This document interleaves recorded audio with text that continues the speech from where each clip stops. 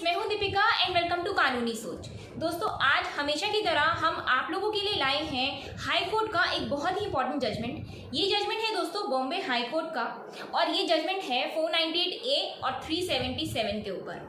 इस जजमेंट में हस्बैंड को कोर्ट ने फ्री करा 498A और 377 इन दोनों सेक्शंस पे हस्बैंड को सज़ा हो गई थी लोअर कोर्ट्स के द्वारा। और जब वो हाई कोर्ट में गए इसकी अपील में, तो हाई कोर्ट ने इन दोनों सेक्शंस की जो सज़ा लोअर कोर्ट से दी गई थी उनको कैंसिल करके हस्बैंड को मुक्त किया, फ्री किया। अब दोस्तों, ये जजमेंट बहुत ही इंपॉर्टेंट है। क्यों?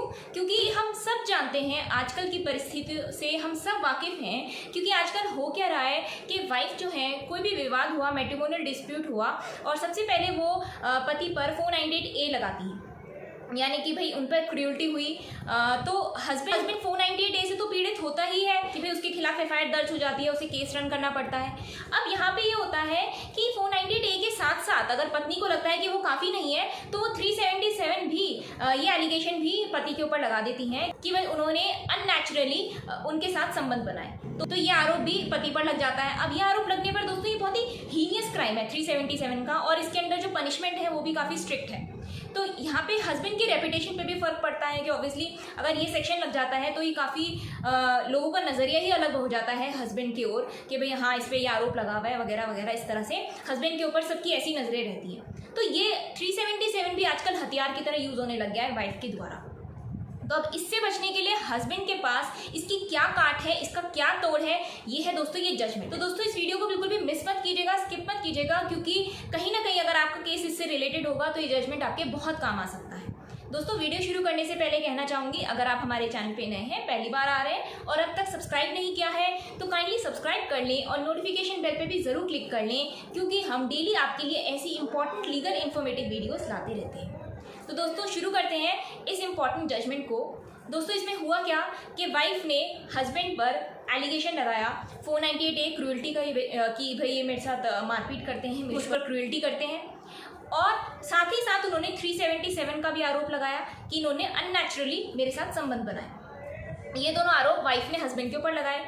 लोअर कोर्ट ने इन दोनों सेक्शंस में हस्बैंड को सज़ा सुना दी गई। उन्होंने उसको दोषी पाया कि हाँ, हस्बैंड ने ये क्राइम करे हैं, और 498A में 2 साल की सज़ा सुना दी और 377 में 3 साल की सज़ा सुना दी हस्बैंड को, और प्लस इन दोनों सेक्शंस में जो फाइन है मेंशन, वो फाइन भी हस्बैंड के ऊपर लगा दी। तो ये लोअर कोर्ट का फैसला था। लोअर कोर्ट का फैसला वाइफ के फेवर में हुआ।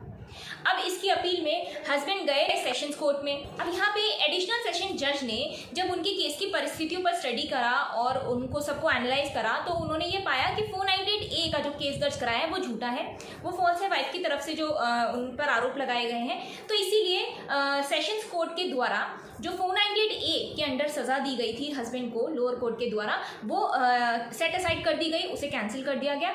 लेकिन जो 377 के अंडर जो सज़ा सुनाई गई थी उसमें कोई चेंजेस नहीं करे एडिशनल सेशन जज ने।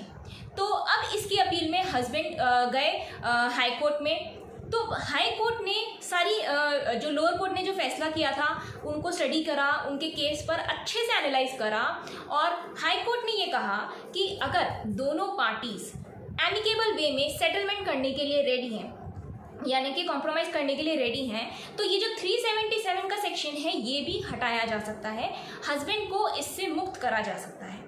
अब यहाँ पे दोस्तों हुआ क्या कि वाइफ ने हाई कोर्ट में एक एफिडेविट जमा करा कि भाई हमारे बीच सेटलमेंट हो रहा है और हम जो है एक दूसरे की लाइफ में इंटरफेयर नहीं करेंगे, इन फ्यूचर एक दूसरे पर कोई भी केस नहीं डालेंगे, कोई भी केस फाइल नहीं करेंगे। तो ये सारी चीज़ें मेंशन करके उन्होंने एफिडेविट जमा कराया। तो हाई कोर्ट ने कहा कि 377 की सज़ा से हस्बैंड को मुक्त कराया जा सकता है। इसका प्रावधान है कि अगर दोनों पार्टीज रेडी हैं सेटलमेंट करने में, कॉम्प्रोमाइज़ करने के लिए। तो यहाँ पे दोनों पार्टीज जो हैं क्योंकि रेडी थी सेटलमेंट करने के लिए, इसीलिए हस्बैंड को जो 377 सेक्शन के अंडर सज़ा सुनाई गई थी लोअर कोर्ट के द्वारा, उससे भी हाई कोर्ट ने उसे मुक्त कर दिया। तो यहाँ पे हस्बैंड फ्री हो गए सेक्शन 498A IPC से भी और सेक्शन 377 IPC से भी। तो ये जजमेंट दोस्तों बहुत ही इंपॉर्टेंट है। अगर आपकी केस की परिस्थितियाँ इस केस की परिस्थितियों से मैच करती हैं, तो आप इस जजमेंट को पढ़कर इसे डाउनलोड करके अपनी पिटीशन के साथ लगा सकते हैं। ये कहीं ना कहीं आपके केस में बहुत हेल्पफुल होगा। दोस्तों, इस जजमेंट में पार्टीज थी Ajay Ratan Mhatre versus state of Maharashtra and another, इस नाम से दोस्तों ये जजमेंट है। तो इस जजमेंट का लिंक मैं डिस्क्रिप्शन बॉक्स में दे दूंगी, आप वहाँ जाके उस जजमेंट को डाउनलोड कर सकते हैं, पढ़ सकते हैं, और अगर आपके काम का है ये जजमेंट तो इसे यूज़ भी कर सकते हैं। तो दोस्तों उम्मीद है ये वीडियो आपके कहीं ना कहीं यूजफुल हो।